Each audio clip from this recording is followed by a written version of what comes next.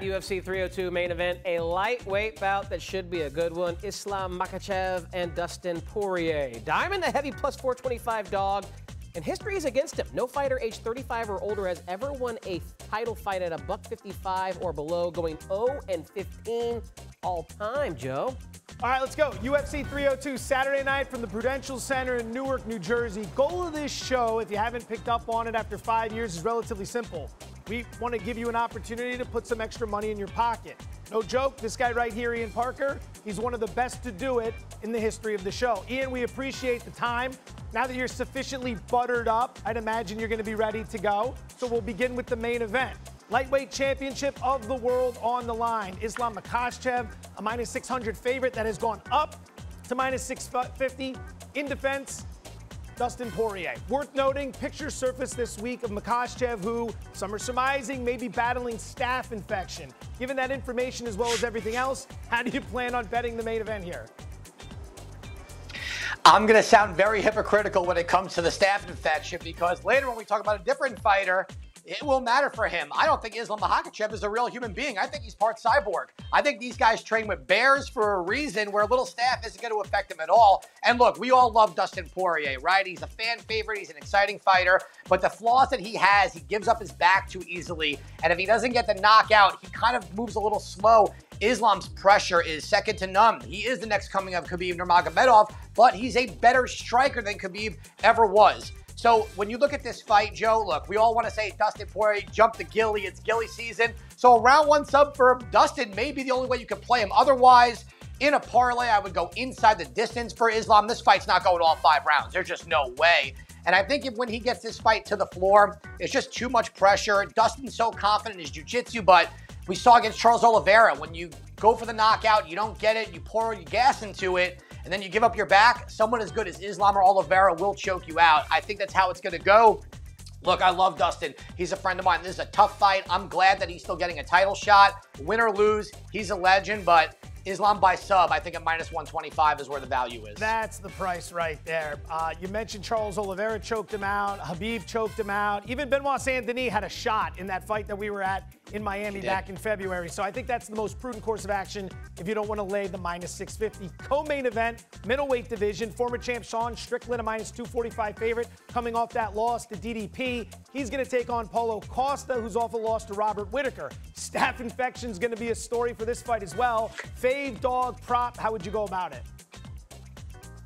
Look, when you're talking about Sean Strickland, I think we've seen now how capable he is in being a star. Forget about the personality. This guy's got an endless cardio gas tank. He's got good wrestling, and his striking, his volume, it's very solid. Paulo Costa is a physical specimen. He's strong, but over 5 rounds, he's not going to be able to do it against Strickland. So if he doesn't get a knockout early, I don't see how he wins. And Joe, you and I have joked about when it comes to Paulo Costa during the fight. Someone in Sean Strickland will not let you make mistakes. Israel Adesanya got way too comfortable, and Strickland took advantage of that because he was probably underestimated. I think Costa is someone who might go in there and see Strickland not look as physically threatening and be like, you know what, I can take a shot, I'm going to come forward. But over the course of 5 rounds, Paulo's power is going to decrease. That's just the human body in general. Strickland never slows down. And to be fair, Paulo Costa kind of has the fight IQ of a potato. He doesn't know when to turn it off. He only gets excited when he's about to get the knockout. Strickland's not an easy guy to finish. Give me Sean Strickland, I would say by double method of victory. If you want to take a KO, TKO win towards the end of the rounds, I don't mind that too. You'll probably get some plus money on that. You saw that fight IQ against Whittaker earlier this year. He was fighting as if he had the fight won, and he wasn't aggressive, and it ended up costing in the later rounds when he lost it on the cards. All right, let's move to this one.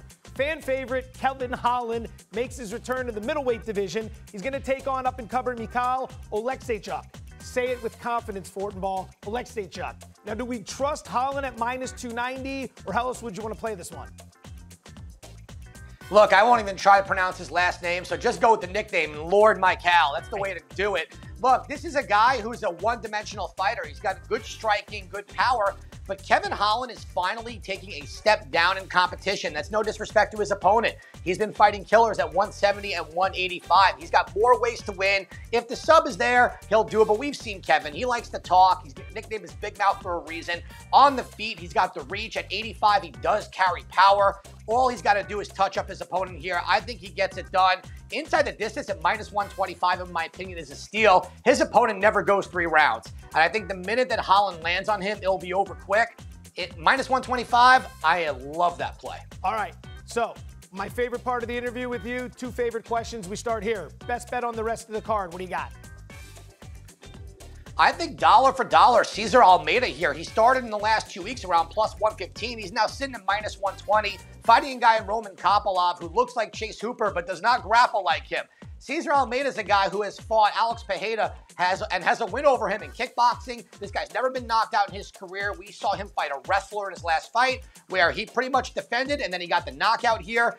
If you're telling me that you got 4 rounds gloves on a kickboxing champion fighting another kickboxer, Cesar Almeida all day on that one. Almeida, despite limited time in the UFC, is in the red corner for this fight, which may give you an indication of what the promotion thinks of him. Final question. I'm going to sit back. I want to see what you've cooked up. What's the early retirement parlay? Look, this one I actually think's got a pretty good shot here. You know, all these guys can finish. So at 18,577, I like Grant Dawson inside the distance. Why are you laughing? It's so possible here. Dawson's a guy that will ground and pound. Joe Selecki's coming off a head slam TKO loss. I still think he's in the shadow realm. Dawson takes him down. He finishes him. Holland, TKO or KO. Sean Strickland by decision. I think that adds up. He will try to jab at Paulo Costa for 5 rounds. Cesar Almeida with the knockout, and Jonathan Almeida is going to be fighting Alexander Romanov, who is going to gas out. He's going to lay on his stomach in the second round. Almeida will rear naked choke him all the way to the retirement home. You'll be texting me. You'll be happy as can be. Or this doesn't work at all, and we still laugh. Yeah, and we're back to the well at UFC 303, plus 18,577. You were actually close on one of these a few weeks ago. I remember that. Thank you as always. We'll talk tomorrow. I'd like to see the rest of the card as well. Ian Parker, one of the best in the business, Tyler.